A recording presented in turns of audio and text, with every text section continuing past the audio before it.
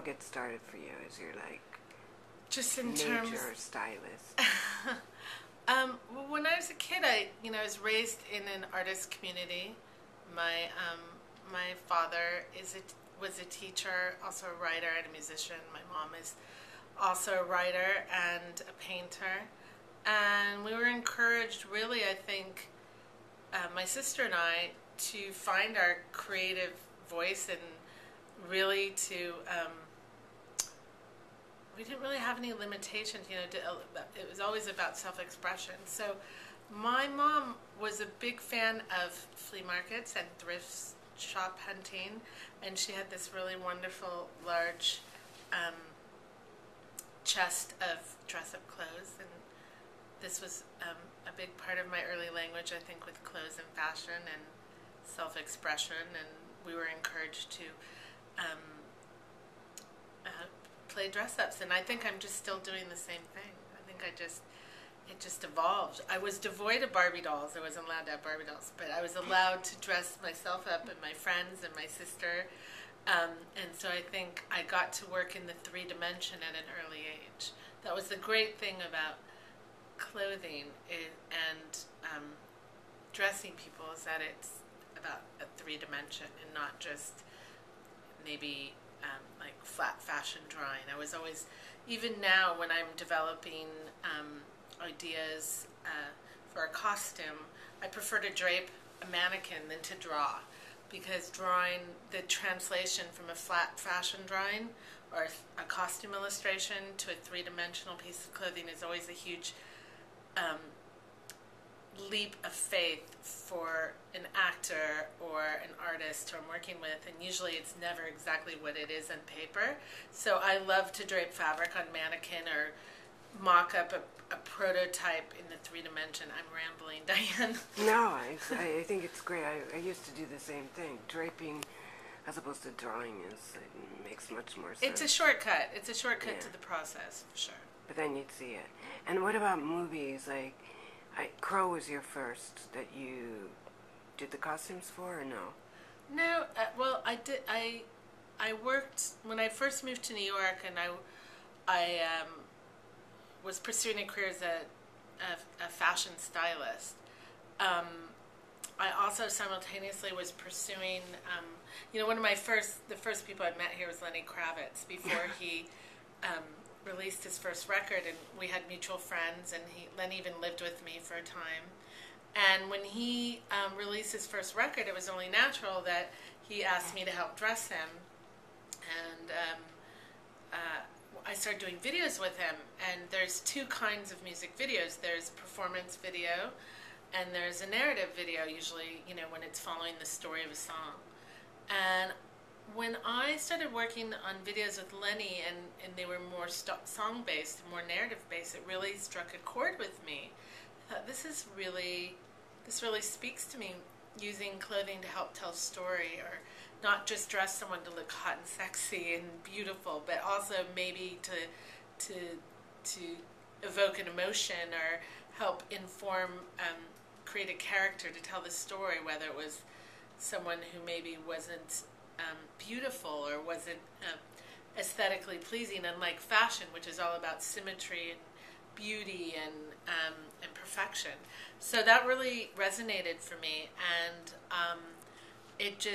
as I kept moving through working with Lenny and doing album covers and videos, and simultaneously working on fashion shoots, like for Details magazine, and Annie Flanders, the founder of Details magazine. Do you ever be in touch with her? She's I'm in touch with her. or something now, right? No. She lives in Los Angeles, and Michael Schmidt and I are both good friends with her, and she's part of my circle of friends. And Annie gave me my first job doing editorial for Details.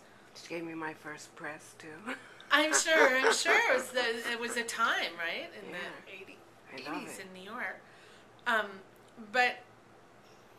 And then I had some friends from college who were filmmakers and who asked me to help work on one of their first films, and I kind of cobbled together the costumes in a very naive way, and this really resonated for me, and I pursued it with great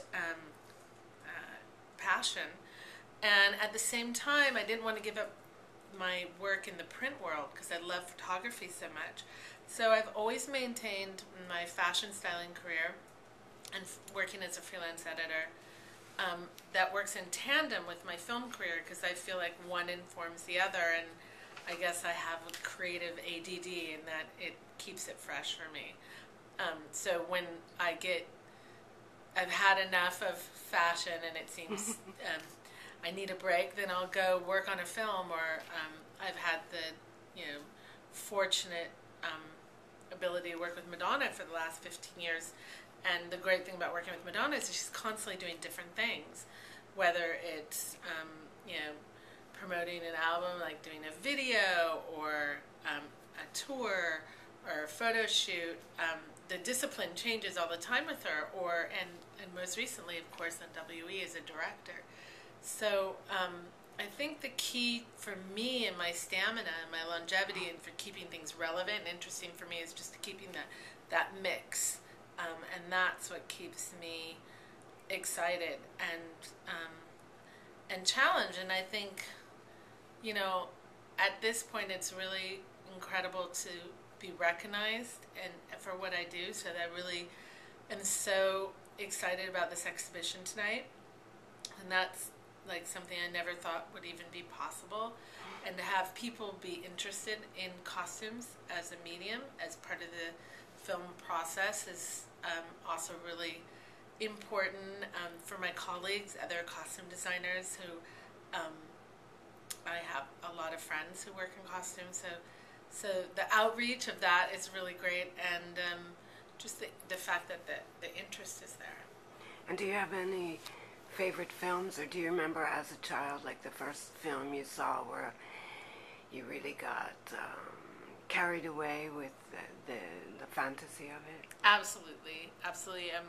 My parents in the 70s, rather than getting a babysitter, they would just drag my sister and I to whatever they were seeing, whether it was a double Bergman bill, which we'd fall asleep in, no doubt, Autumn Sonata and Fanny and Alexander. But they or Fellini, they were taking us to foreign films all the time, which, as a little kid, as a 10-year-old, 8-year-old kid, some I enjoyed more than others, but I think I still absorbed the sensibility. Films that really informed me on the deep level that really made a difference are, Cabaret. Bob Fosse films were really big influence on me. All That Jazz, also Bob Fosse film. I would say Kubrick's films, Oh Lucky Man, Clockwork Orange, of course, If, The Shining. The visual power of Kubrick's films really impressed me. Fellini films for the human aspect and the characters, really amazing characters. Whether it was Amarcord or Juliet of the Spirits, Roma, these films were really part of my early language as a kid, and I still rewatch them, and they really inform me. There's a film that I saw as a little girl that really impressed me called, I think it was called A Little Romance, with Diane Lane, that took place in France. It was made in the 70s, I think, and that was really a beautiful film. What was she wearing? Sorry? What was she wearing, the character? Well, in A Little Romance, it wasn't so much about that. It was more about, wasn't about the costumes so much. I think the costumes were a bigger role in maybe Cabaret or Barry Lyndon or All That Jazz, or Rocky Horror Picture Show, which had a huge influence on me. I think you used to go at the midnight. I did. I used to prefer. Throwing water or whatever. Absolutely. Anything about transformation, and I think I was really informed by. I loved Milos Forman's film Hair, which, you know, I was raised in Northern California, so it wasn't like I got to go to see the Broadway productions or the theatrical productions of, you know, Rocky Horror Picture Show or Hair, any of these movies. I mean, I went on to, like, you know, my personal Rocky Horror Picture Show was Hedwig and the Angry Inch, was the film I got to do the costumes for. So I think the films that influenced me as a kid, I've tried to recreate in the films that I'm attracted to retelling. I also liked a lot of biopics when I was a kid. I remember specifically like the Buddy Holly story or Sweet Dreams when Jessica Lange did the Patsy Cline story, or Coal Miner's Daughter. I always loved biographical films about musicians, and I got to do one, Walk the Line. So, which was fantastic. Yeah, so these are films that have shaped me, I think. That's great. And just one last question.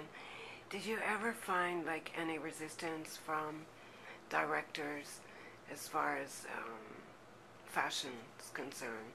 Because often a lot of directors are kind of afraid of fashion, like that maybe it's going to take over, or did you ever experience that or not at all? Absolutely. I mean, I think that it's very hard for directors to talk about clothes and talk about fashion because they don't have the vernacular, and to express what they might feel a character would wear or even know. I mean, the cliche really exists of the director in the baseball hat, you know, who, you know, with the baseball hat aesthetic. And oftentimes I think people are afraid of fashion being that it makes it too of a time and not, you know, of course everyone wants to make films that last forever and have a timeless quality. So I often find the conversation about clothes or the conversation about fashion is really uncomfortable for directors. Lucky for me, working on WE with Madonna, nobody understands fashion more intimately than she does, having worn it, and haute couture as well as fine jewelry. You know, we had an incredible amount of vintage and recreated jewelry from Cartier and Van Cleef and Arpels in our film. So, you know, it's not every day you have a director who understands intimately what it's like to wear these clothes and this jewelry. And also the same can be said of Tom Ford, who I did A Single Man with. So we had the vernacular to speak about clothes and about draping and about the subtleties of, and, you know, that Tom and Madonna both had in common in terms of understanding the power of costume and how it can, and the importance and the value of it. And so those are two very exceptional cases. And having even one is unheard of, and you know, for most costume designers. So I think that it is always a learning curve for a director, sure. Great. It's kind of why I started my